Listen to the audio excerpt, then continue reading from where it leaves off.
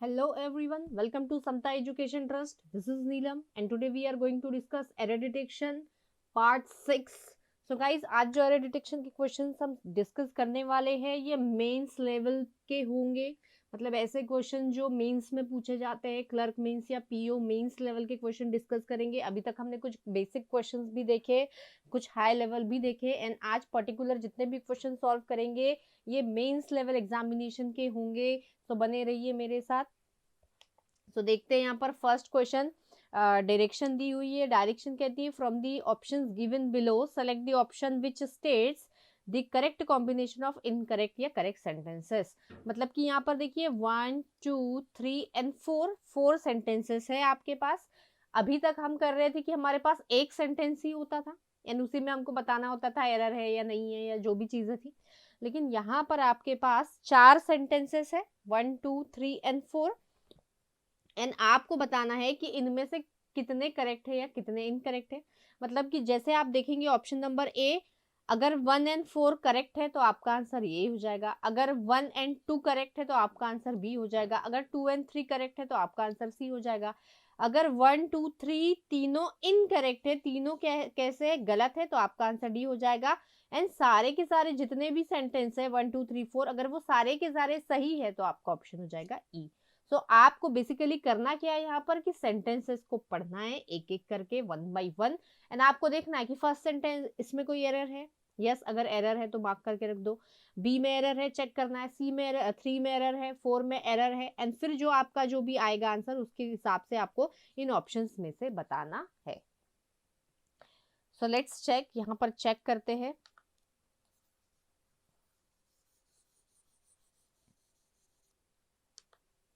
जैसे कि यहाँ पर देखेंगे फर्स्ट सेंटेंस,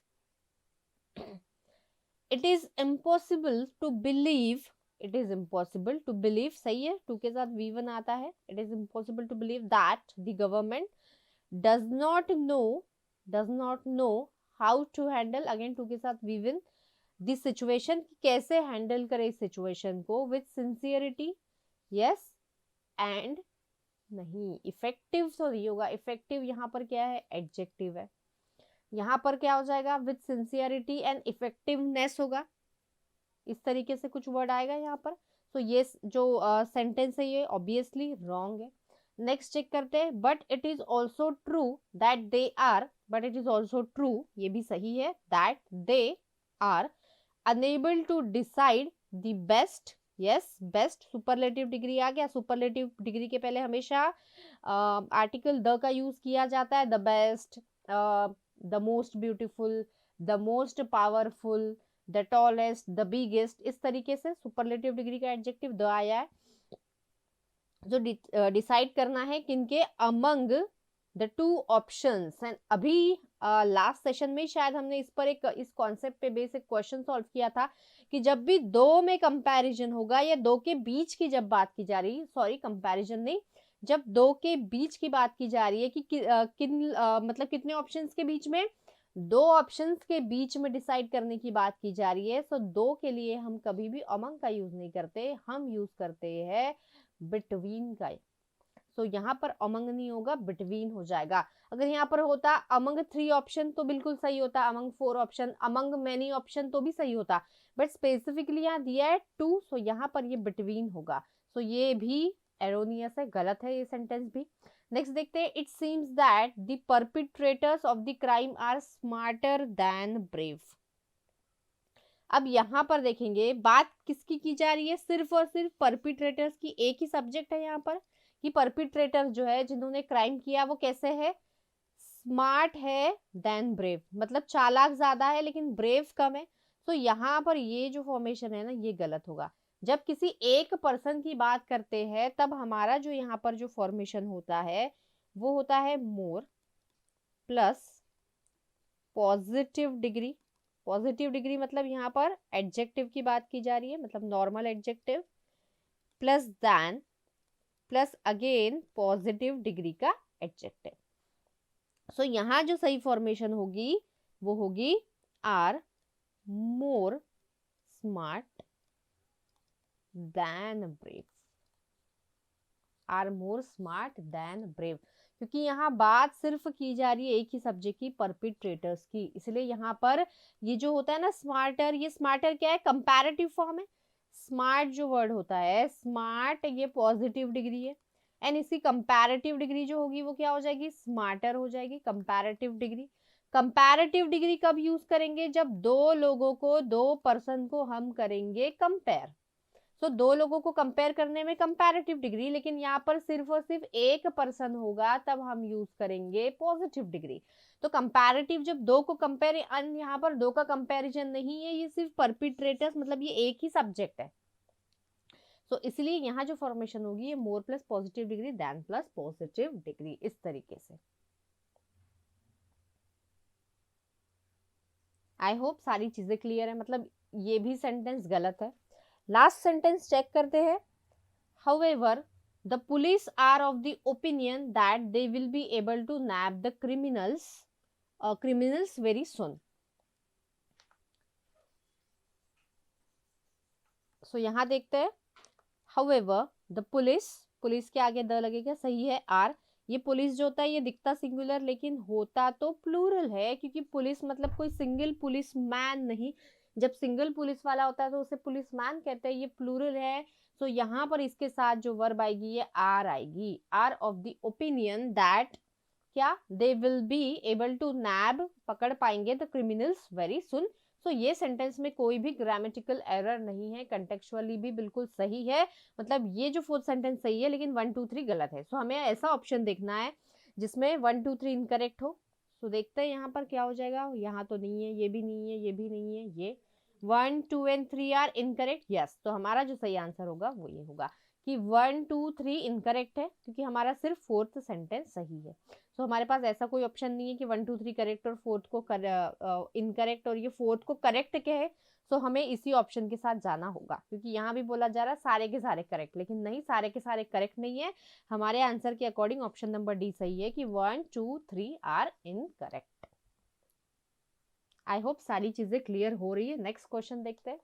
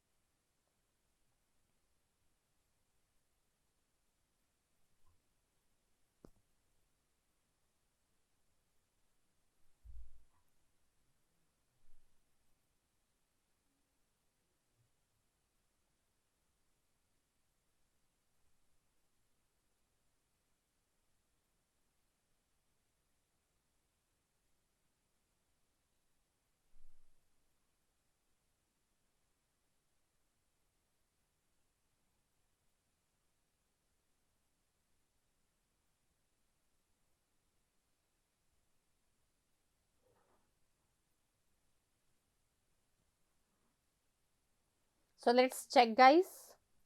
फर्स्ट सेंटेंस देखते हैं. The International Monetary Fund have decided. अब यहाँ पर बात करेंगे इंटरनेशनल मॉनिटरी फंड मतलब कि आईएमएफ. एंड आईएमएफ है क्या? ये एक ऑर्गेनाइजेशन है.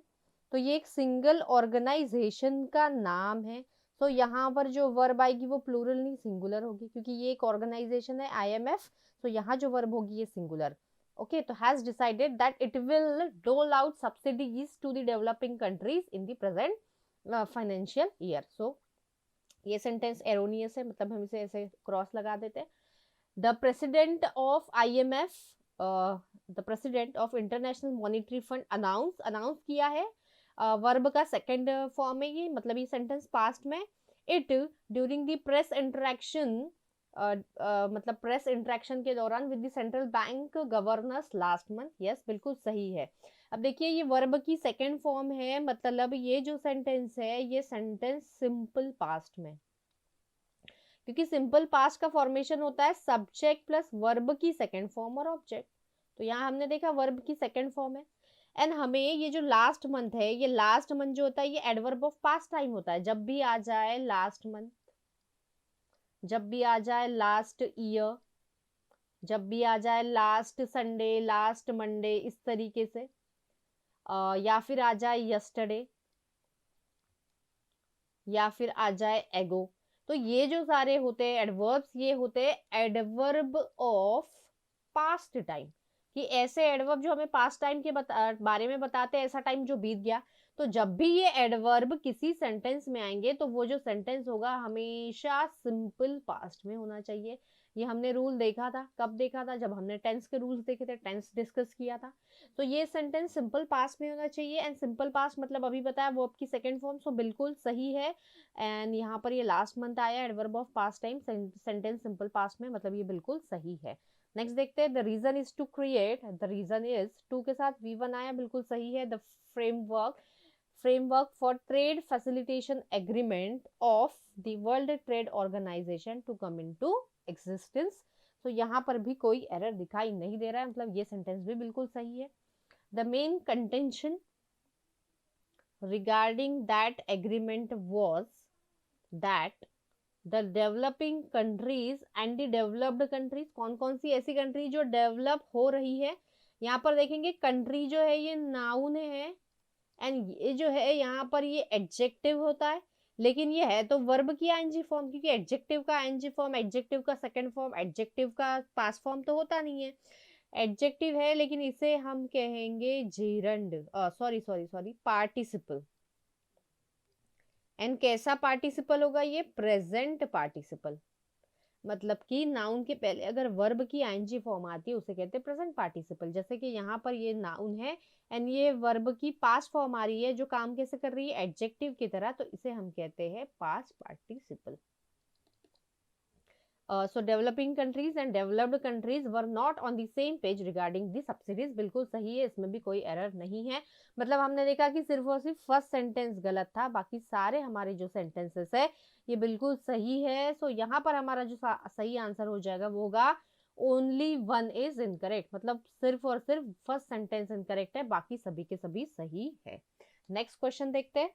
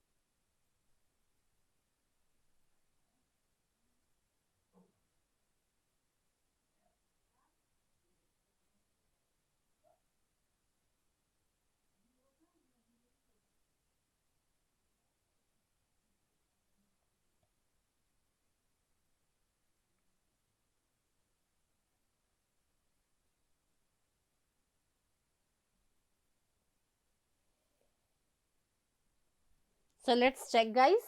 The central bank will not decide.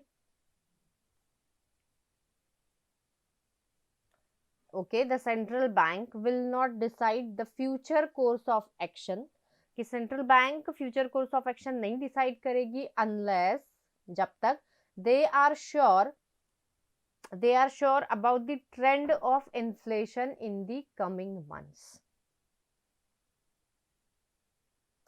तो यहाँ पर कोई एरर नहीं लग रहा है, ये बिल्कुल सेंटेंस सही है. सेकंड देखेंगे, the monetary policy committee of the bank will only give a call. Okay, the monetary policy committee, ये MPC कहते हैं इसे, monetary policy committee of the bank will only give a call. यहाँ पर ये give a call जो है ये guys एक phrase है. Regarding this after the inflation, okay, after the inflation framework is published. अब regarding this मतलब क्या होता है, किसी मुद्दे के बारे में, किसी टॉपिक के बारे में. और यहाँ पर ये जो गिव अ कॉल मतलब होता है कॉल ऑन टेलीफोन, की किसी को टेलीफोन करना, किसी को कॉल लगाना.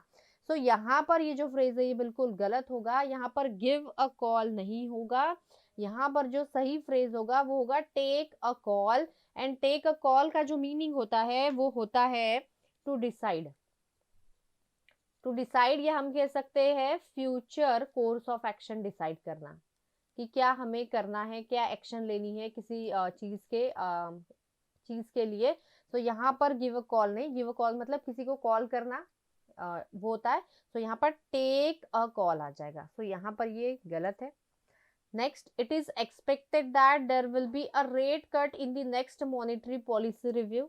It is expected that there will be a rate cut in the next monetary policy review. सही है. to control the inflation in the medium term. तो यहाँ पर बिल्कुल कोई एरर नहीं दिख रहा, मतलब ये भी सही है. Next, however, the negative effects of rate cut will also have to be taken into account. To be take into account बिल्कुल सही है. In a country, ये भी एक phrase है, take into account in a country with mass unemployment. So ये भी सही है.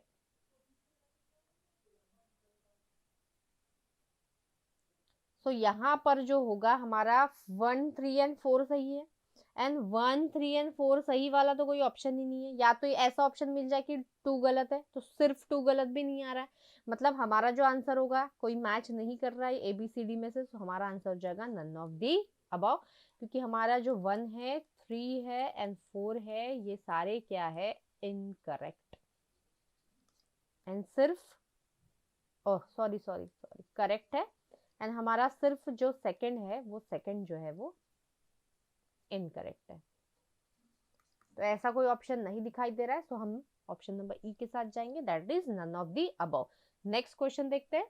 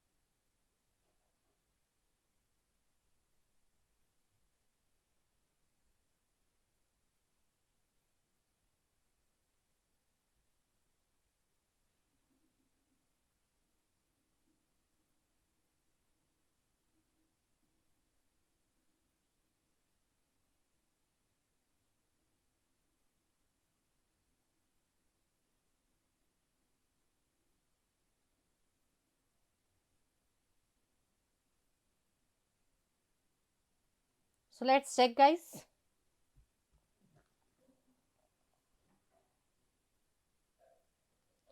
The foreign portfolio investors है plural है, are pumping in more and more funds in India.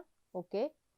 Due to the sluggish outlook of the developed countries. इसमें कोई भी error दिखाई नहीं दे रहा है.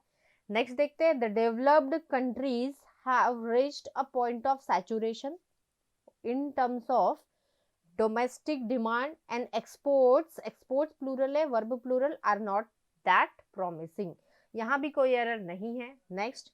It is a proven fact. क्या proven fact है? Now that domestic demand is the key factor for sustainable growth for any country. की फैक्टर है किसके लिए? सस्टेनेबल ग्रोथ के लिए, फॉर एनी कंट्री.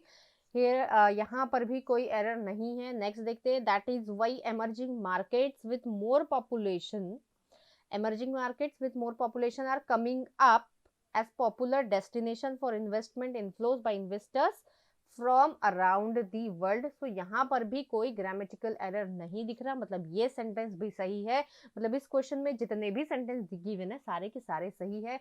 तो हमारा जो सही ऑप्शन होगा वो होगा option number E, that is 1, 2, 3 and 4. Next question देखते हैं.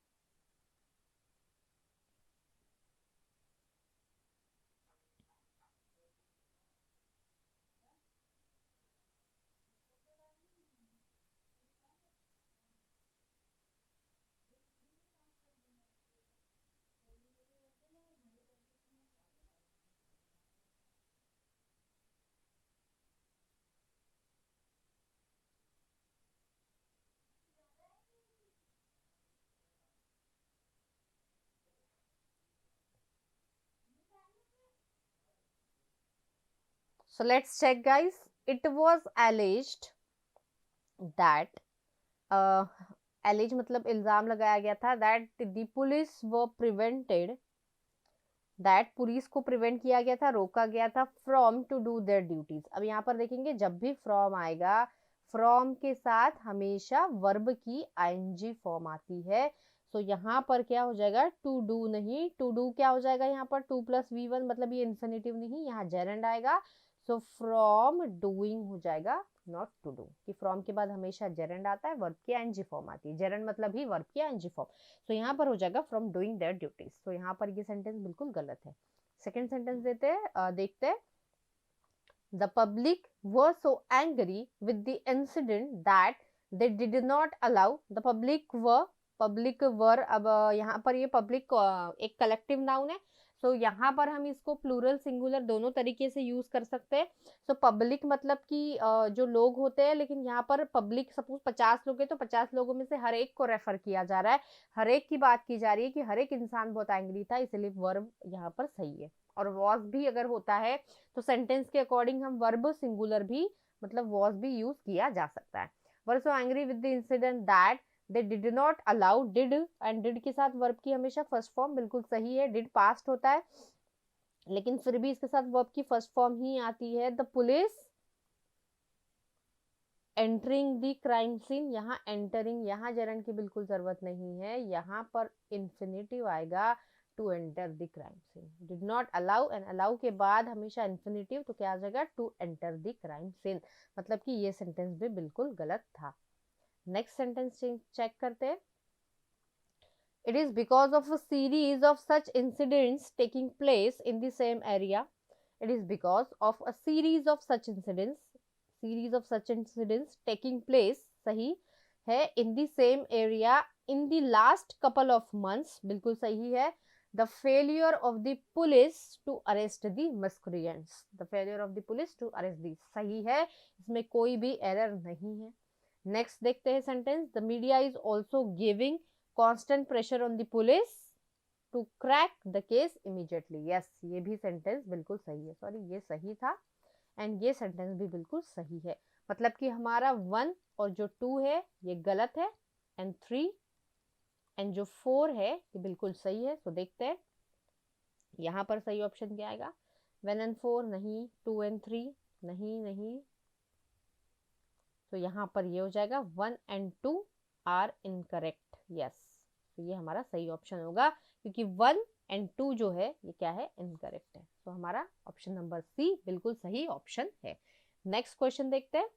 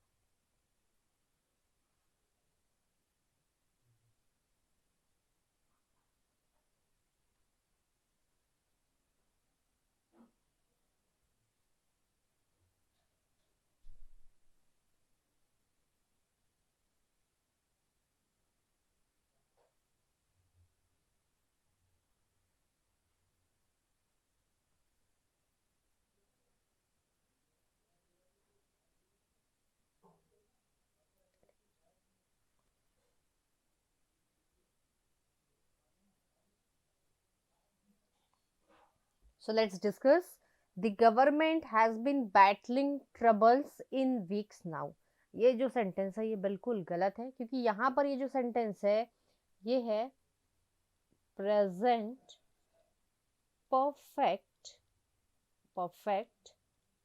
कंटिन्यूअस में, प्रेजेंट परफेक्ट कंटिन्यूअस, एंड इसका जो फॉर्मेशन है जो हमने जब टेंस डिस्कस किया था तब देखा था, सब्जेक्ट प्लस हैज या have plus been plus verb की आईएनजी फॉर्म प्लस सिंस या फॉर, एंड सिंस और फॉर के साथ जो आएगा वो होगा टाइम। या तो सिंस आता है या तो फॉर आता है। सिंस कब आता है, जब डेफिनाइट टाइम बताता है। जैसे मैंने कहा सिंस मंडे, तो एग्जैक्टली पता चल रहा है। जैसे मैंने कहा I have been writing a letter since Monday, तो सिंस मंडे मतलब मंडे से। अगर मैंने कहा I have been writing a letter since January, तो आपको एग्जैक्टली पता चल रहा है कि मेरी एक्शन कब से शुरू हुई है, जनवरी से। तो जब एग्जैक्ट हमें पॉइंट ऑफ टाइम पता होता है कि कब से कोई एक्शन शुरू हुई है, उसे हम सिंस से डिनोट करते हैं। एंड फॉर कब यूज करते हैं, फॉर हमें बताता है पीरियड, कि जैसे मैंने कहा I have been writing a letter for 3 hours, तो आपको पता चल रहा है कि कितने 3 आवर्स मतलब 3 घंटों से। I have been writing a letter for 4 weeks, तो आपको एग्जैक्टली पता चल रहा है, पीरियड पता चल रहा है मेरे एक्शन का कि कब से मैं लिख रही हूँ, 4 हफ्तों से, इस तरीके से। तो यहाँ देखेंगे द गवर्नमेंट हैज आया, बिन आया, वर्ब की आईएनजी फॉर्म आई, ये तो ऑब्जेक्ट आ गया, ठीक है। बीच में ऑब्जेक्ट भी आता है, यहाँ पर मैंने ऑब्जेक्ट मेंशन नहीं किया, यहाँ कहीं वो ऑब्जेक्ट भी आ जाता है, तो ये ऑब्जेक्ट है यहाँ पर। एंड इसके साथ यहाँ पर ये जो वीक्स है, ये वीक्स यहाँ पर ये जो है ये टाइम है, और यहाँ पर ये इन प्रीपोजिशन बिल्कुल गलत होगा। यहाँ पर क्या आ जाएगा, यहाँ पर होगा फॉर, क्योंकि यहाँ पर पीरियड पता चल रहा है कि गवर्नमेंट कब से बैटल ट्रबल्स मतलब फेस कर रही है, बैटल कर रही है, वीक्स हो गए, बहुत सारे हफ्तों से। तो यहाँ पर टाइम पता चल रहा है, टाइम पीरियड, इसलिए यहाँ पर इन नहीं, यहाँ पे फॉर आ जाएगा। नेक्स्ट देखते हैं, ही फेस्ड क्रिटिसिज्म, उसने क्रिटिसिज्म फेस किया of his handling of the security issue. मतलब उसने जो सिक्योरिटी इशू को हैंडल किया था ना, ये मतलब इस सिक्योरिटी हैंडल को शायद वो अच्छे से मतलब सिक्योरिटी इशू को अच्छे से हैंडल नहीं कर पाया, इसीलिए लोगों ने उसे क्या हुआ, क्रिटिसाइज किया, उसके बारे में भला बुरा कहा। तो यहाँ पर ये ऑफ नहीं होगा, यहाँ पर ये फॉर होगा। He faced criticism for his handling of the security issue. तो यहाँ ये भी गलत है बिल्कुल। नेक्स्ट होगा third, all citizens are expected to serve in the military at age 18। तो यहाँ पर कोई एरर नहीं है, बिल्कुल सही है। मतलब 1 और 2 एरोनियस है, तो देख लेते हैं 1 एंड 2 इनकरेक्ट यहाँ दिख रहा है, एंड बाकी कोई ऑप्शन तो मैच नहीं कर रहा। सो हमारा जो आंसर होगा option number C, that is 1 and 2 are incorrect. Next question देखते हैं।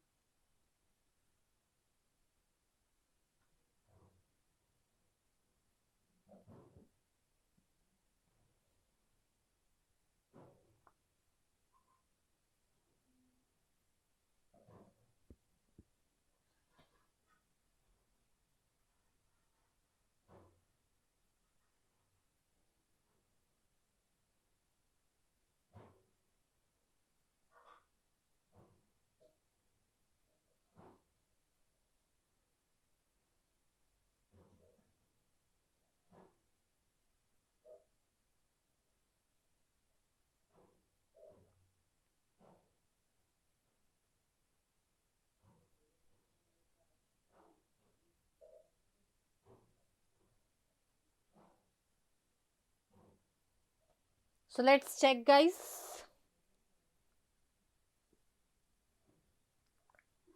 फर्स्ट देखते हैं, the biggest risk of the economy is short run populism with long run side effects। so ये जो इकोनॉमी की को रिस्क ना, इकोनॉमी की रिस्क नहीं होती है, हमारी जो इकोनॉमी है उसको सबसे बड़ी जो रिस्क है वो क्या है, short run populism with long run side effects. तो यहाँ पर द बिगेस्ट रिस्क ऑफ नहीं टू, कि इकोनॉमी को सबसे बड़ी जो रिस्क है वो क्या है, ये एंड ये, इस तरीके से। तो यहाँ पर एरर है। सेकंड देखते हैं, द ऑयल प्राइस सर्ज मतलब बढ़ जाना, and cooling of is dictated by global geopolitical tremors। the oil price surge and बिल्कुल सही है, यहाँ पर कोई भी इज आया इसके साथ V3, यस बिल्कुल भी एरर नहीं है, मतलब ये बिल्कुल सही है। फर्स्ट गलत था हमारा। एंड थर्ड देखते हैं, some of the dark clouds, काले बादल, that hovering, hover मतलब होता है फ्लाई करना या फ्लोट करना, बोलते हैं ना कि काले बादल छाए हुए हैं मेरी जिंदगी में, तो मतलब कुछ बुरी चीज होना इस तरीके से। That hovering over the economy through the year have now receded. अब यहाँ पर क्या बोला जा रहा है कि जो जो काले बादल छाए हुए थे इकोनॉमी पर,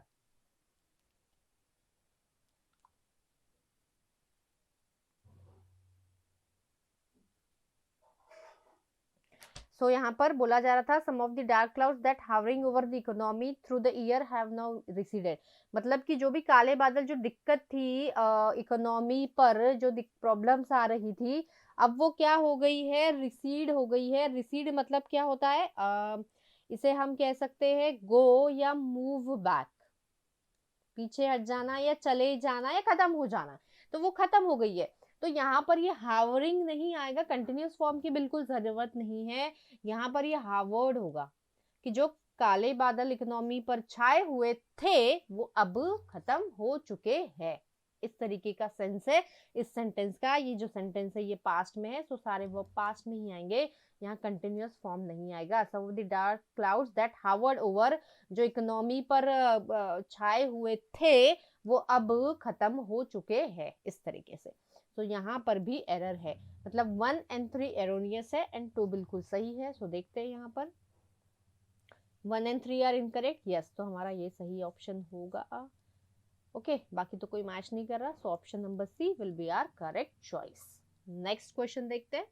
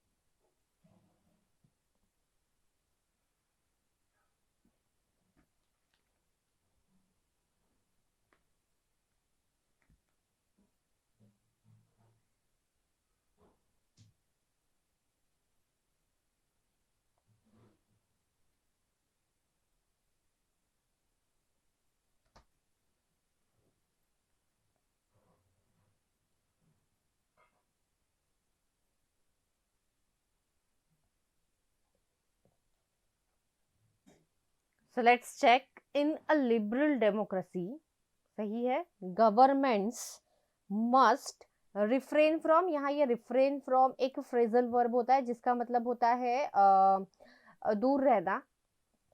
refrain from stopping and refrain from के बाद वर्ब की आईएनजी फॉर्म बिल्कुल सही है, people who may wanted to contest, यहाँ पर मे वांटेड नहीं, मे वांट आएगा। हमेशा याद रखना है, जब भी आएगा मे, जब भी आएगा मस्ट, जब भी आएगा कुड, जब भी आएगा कैन, जब भी आएगा शुड, ये सारे कहलाते हैं मोडल वर्ब्स, सारे कहलाते हैं मोडल वर्ब्स, और इनके साथ हमेशा वर्ब की फर्स्ट फॉर्म ही आती है। सो हु में वांट आएगा, नॉट की वांटेड, सो यहाँ पर ये गलत हो जाएगा। Then the Rafale deal has been the subject of heated claims and counter claims. So ये sentence बिल्कुल सही है।